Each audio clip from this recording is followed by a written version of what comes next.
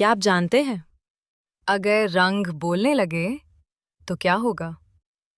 आज हम जाएंगे एक जादुई नर्सरी क्लास में, जहां रंग सिखाए जाएंगे खेल-खेल में।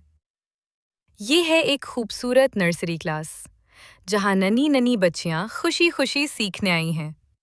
गुड मॉर्निंग बच्चों। Good morning teacher. वाह! आज तो सब बहुत खुश लग रहे हैं बच्चों। ये देखो, ये कौन सा रंग है? रेड। जैसे स्ट्रॉबेरी सुर्ख रंग हमें सिखाता है प्यार और हिम्मत। अब ये बताओ, ये कौन सा रंग है? ब्लू। आसमान जैसा नीला रंग हमें देता है सुकून। पीला पीला सूरज आया, शाबाश। पीला रंग खुशी का रंग है। और अब ग्रीन। पौधा। वाह, बहुत खूब। सब्ज रंग हमें सिखाता है कुदरत से मोहब्बत। चलो, अब खेलते हैं।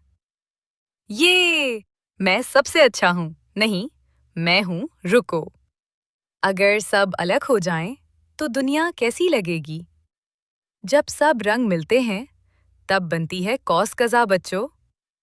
मिलजुल कर रहना, एक दूसरे से प्यार करना, यही असल खूबसूरती है। हम सब दोस्त हैं। रंग हमें सिखाते हैं कि दुनिया तब खूबसूरत है जब हम सब साथ हों।